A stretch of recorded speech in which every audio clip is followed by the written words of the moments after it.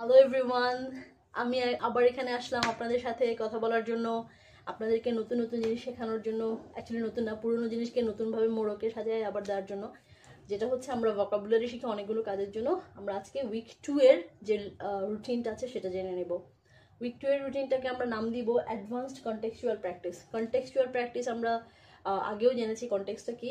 Plot অনুযায়ী বা story অনুযায়ী কোনো শব্দের ব্যবহার বুঝে তার অর্থকে ডিটারমাইন করা, বোঝা। আজকের গোল যেটা হবে সেটা হচ্ছে enhance recall using vocabulary in conversation and written summaries. প্রথমে হচ্ছে আমরা আমাদের আন্ডারস্ট্যান্ডিংটা বাড়াবো, ইনহ্যান্স করব। যে আগে যে ভোকাবুলারিগুলো শিখেছি, এই সপ্তাহে যে ভোকাবুলারিগুলো শিখবো সেগুলোর সাথে রিলেশন কিভাবে তৈরি করবো, সেই জিনিসটাকে আমরা কনভারসেশনে কিভাবে কনভার্ট করে ফেলবো, সেগুলো সব কিছু শিখবো এই সপ্তাহে। আর একটা রাইটিং এক্সারসাইজ থাকবে অ্যাট দ্য ভেরি এন্ড। এখন আমরা এগুলোকে কিভাবে সাজাবো। ডে 8-12 মানে 8 দিন থেকে 12তম দিন পর্যন্ত 5 দিন হয়ে যাবে। 5 দিনে প্রতিদিনে 10টা করে শব্দ শিখবেন। 10টা করে শব্দ আপনি কোথায় পাবেন আমি অলরেডি বলে দিয়েছি। যে কোনো একটা লিস্ট চুজ করে নেবেন।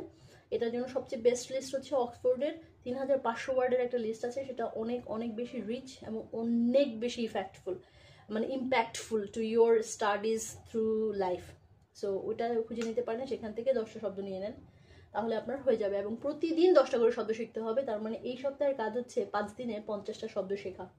তারপরে অ্যাক্টিভিটিস কি করবো, তাদের ডেফিনেশনগুলো বুঝতে হবে, তাদের ইউজেসগুলো বুঝতে হবে, তারপরে রিয়েল লাইফের সাথে কানেকশন তৈরি করে ফেলবেন। 13 নম্বর দিনে আমরা যে কি করব সেটা হচ্ছে সিনোনিম দিয়ে সেগুলোকে সোয়াপ করে ফেলবো। যে 50টা শব্দ আমি শিখেছি এতদিন, সেই 50টা শব্দের প্রত্যেকটার 2টো বা 3টা করে সিনোনিমাস শব্দ দিয়ে আমরা এক্সচেঞ্জ করতে থাকবো। যদি আমরা এক্সচেঞ্জ করতে থাকি এবং সেগুলো ব্যবহার করতে থাকি বা ব্যবহারগুলো দেখি, তাহলে বুঝতে পারবো কনটেক্সচুয়ালি এগুলোর ব্যবহার স্লাইটলি ডিফারেন্ট হয়। সো সেটা একটা শেখা হয়ে যাবে। তারপরে একদম লাস্ট ডেতে আমরা যেটা করব সেটা হচ্ছে একটা রাইটিং এক্সারসাইজ করব। গত সপ্তাহে আমরা যেটা করেছিলাম, একটা ছোট্ট শর্ট স্টোরি লিখেছিলাম শব্দগুলোকে মনে রাখার জন্য। এই সপ্তাহ সিমিলার একটা কাজ করব, তবে শর্ট স্টোরি না লিখে আপনি একটা শর্ট অ্যাসে লিখতে পারেন, একটা ব্লগ লিখে ফেলতে পারেন, আর্টিকেল আমি হয়তো এখানে লিখিনি কিন্তু আর্টিকেল একটা লিখতে পারেন।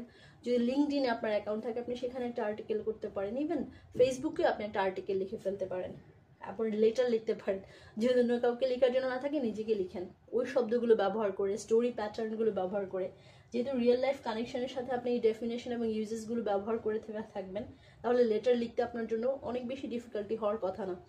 সুন্দর করে স্টোরিগুলো একটা পর একটা সাজিয়ে যাবেন, অথবা একটা স্টোরিও তৈরি করতে পারেন, হুইচ ইজ রিয়েলি ইম্পর্টেন্ট। কারণ আমরা মনে রাখি হয়তো গল্প দিয়ে, অথবা গল্প দেখে, গল্প শুনে, সেভাবে। তো এই জন্য শব্দ মনে রাখার একটা বেস্ট ওয়ে হচ্ছে ভোকাবুলারিকে গল্পের মধ্যে সাজিয়ে ফেলা। আর যেহেতু কনটেক্সচুয়ালি শিখবো, একটা কনটেক্সটের মধ্যে যদি আপনি ব্যবহার করেন শব্দটাকে, তাহলে সেই কনটেক্সট অনুযায়ী আপনার শব্দের ব্যবহার অনুযায়ী আপনার কথাটা মনে থাকবে ভালো, তাহলে শব্দটাও শেখা হয়ে যাবে। তাহলে এই সপ্তাহে আমাদের শেখা হয়ে গেল নিয়ারলি 150টা শব্দ। 50টা শব্দ প্রথমে শিখলাম, তাদের ডেফিনেশন ইউজেস শিখলাম, তারপরে তাদের সোয়াপ করলাম 2টো বা 3টা, ধরলাম 2টোই সিনোনিমাস ওয়ার্ডের সাথে, তাহলে 2টো 50 সাথে কত হয়ে গেল, 100 হয়ে গেল। 50টা 100টা 150টা ওয়ার্ড আমরা অলরেডি শিখে ফেলেছি। লাস্ট উইকে তো 50টা ওয়ার্ড শিখেছি, তার উপর আবার ওয়ার্ড ফ্যামিলি শিখেছি বা করতে শিখেছি, হয়তো সব মুখস্থ নেই বাট মনে নেই, কিন্তু সেটা আমি শিখেছি। তো এই যে দেখেন প্রায় 200টা ওয়ার্ড আপনার হয়ে গেল 2 সপ্তাহের মধ্যে। So let's go viewers, and like, share and subscribe. Thank you.